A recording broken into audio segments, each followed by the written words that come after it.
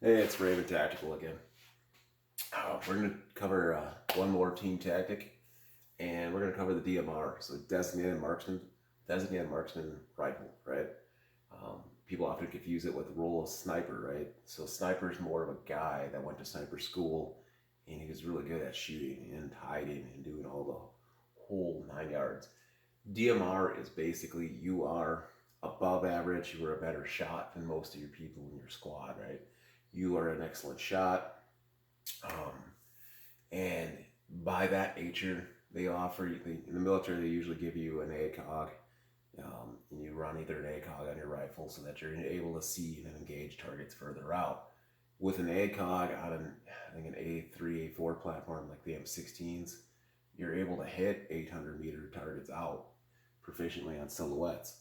So what does that give you, right?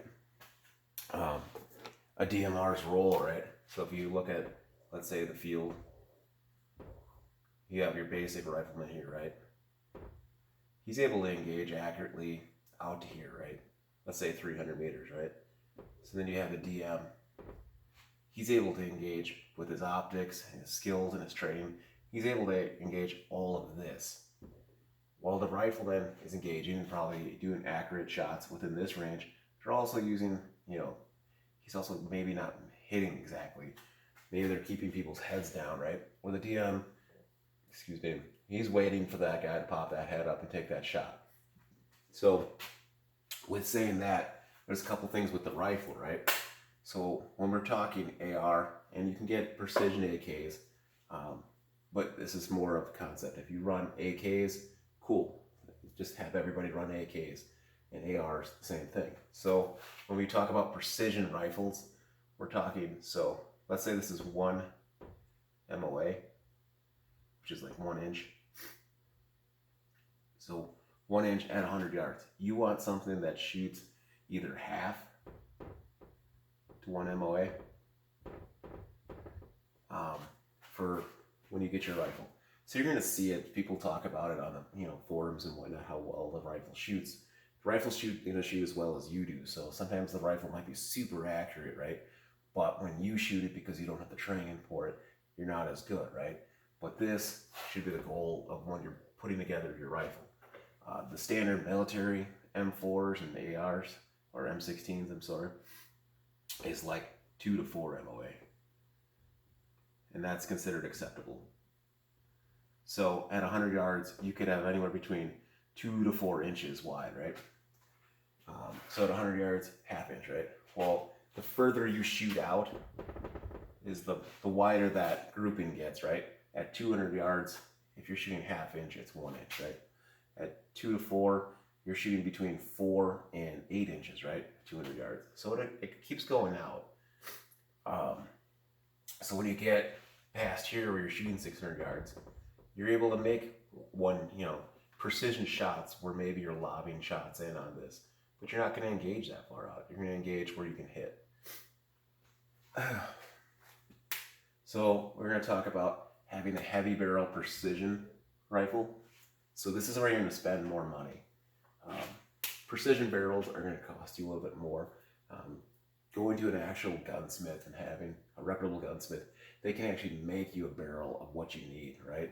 I would say between 18 and 20 inches. That way it's still pretty acceptable in the field and you can use it. And then, so when you have this, you're going to be spending a little bit more money. This setup is gets a little pricey, right? If you were to build it, you can kind of customize how you build your DMR. You can go out and buy one. I've seen people who sell them. This isn't the time to kind of go cheap on certain things. You don't want to go cheap on a barrel. So that's just one of the concepts. Because really, the biggest things for you for getting this small grouping is barrel, trigger, and you in training. Anyways, so we go for there. The loadout from magazines, you're going to have 7 to 11. You might have less because this starts to add up for weight. So you might stick down to 7 mags. Standard plate carrier, again, we're going to talk about radios and comms. So having a decent comm like ICOM, HYT, that kind of thing is going to help you out.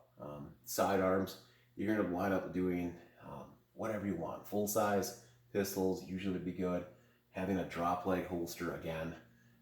Having 2 to 4 mags for that. Some people run the pistol on their chest rig on top. You just want to be able to have something that's a secondary if the primary goes down or you run out and you don't have time for a reload. Water, MRE, right? So the MRE, your food source, you don't want to be cooking meals in the field too much, so the MRE works, right? You can eat on the go, the snacks and whatever. How much you're going to carry? Well, mission dictates how much you're going to carry. If you're going to be out in the field for a 7-day long recon, well, then you're going to carry food for that 7-day long recon. If you're just going out for a patrol, maybe you just have 1 MRE just for in case you get stuck out longer than you thought. Water. We're going to talk about water. You're going to want to have at least minimum half gallon to a gallon of water. The Camelbacks are great, right? I love them. I use them a lot. The only problem with Camelback is they don't work so well in winter. They freeze, they can break, they split. So make sure you have a secondary kind of water source like canteens if you're going to be in a cold climate where it freezes. Optics.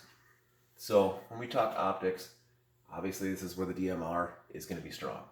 You're going to have irons for backup, and you're going to look into 4 to 8 power, roughly that range of, maybe 10x on the high end scope. Think ACOG, right? So if you don't know what an ACOG is the military with issues to people. It's in the military. ACOG is a fixed 4 power with tritium. Tritium is basically insert a little bit of radiation, or it's an element that glows at night. So it helps light up the crosshairs, or the tree, Christmas tree as they call it. Helps light that up. It also uses a fiber optic cable that goes over the top of the scope to draw in light during the day to light the scope up. What it does, it requires no batteries whatsoever. But an ACOG runs $800 to $1,200, right? So that's really expensive. I mean, by the time you get done building this rifle, you might have more money than you wanted to initially spend. If you can't afford an ACOG, which I can't afford an ACOG, there are plenty of secondary options. Primary Arms, Vortex makes them, Athlon makes them, but you want to kind of stay within between 4, 8, and maybe even a 10 power scope, just so that you can do it. Bushnell makes an excellent AR optic. So Bipod. Bipod is great. It keeps your platform stable. It lets you shoot from a prone support position anywhere you want. It makes you basically takes this and allows you to keep shooting this. Small, centered group shots. NVD and thermals, realistically everybody should have them, but realistically everything costs a lot of money. NVDs have come down in price quite a bit.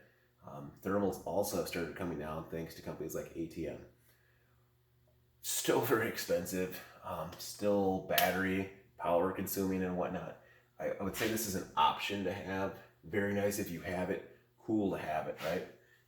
The other option too I would put up there is also suppressors. And I probably just spelled it wrong. But suppressors, I mean, everybody in this group could have it too. It would make a world of difference not having to have hearing protection for the most part if you had suppressors, right?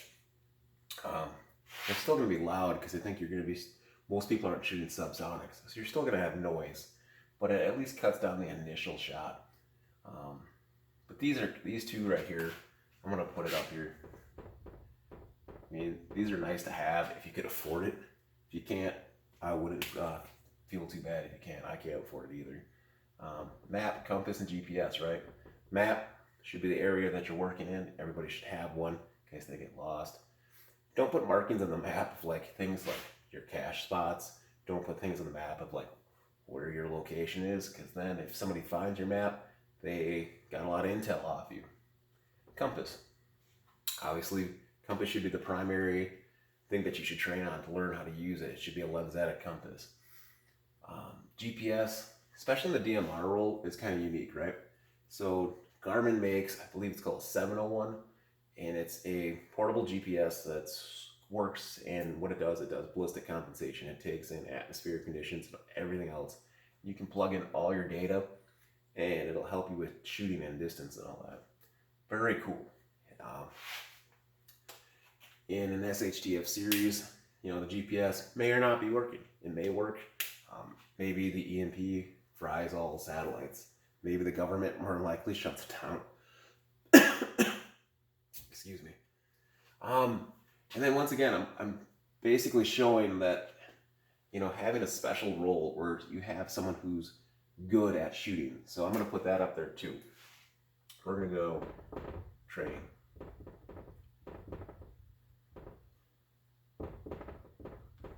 So this is going to require training. It's not your typical, you know, carbine 1 or 2 course kind of thing.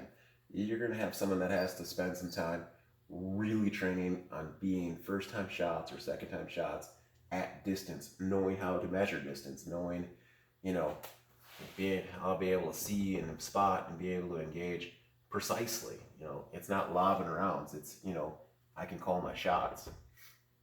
So it's going to be something that you're going to have to find a school for, or, you know, sometimes people in the military have gotten this training. So it's very cool, but I recommend some sort of training and then working with it, because everything is basically can get lost over time. Again, this is just one idea of many. If you like this, comment, like, give me your ideas on it. Let me know if you've done kind of this DMR role. I've been finding this kind of fun to put together, so hopefully everybody likes it, and thank you.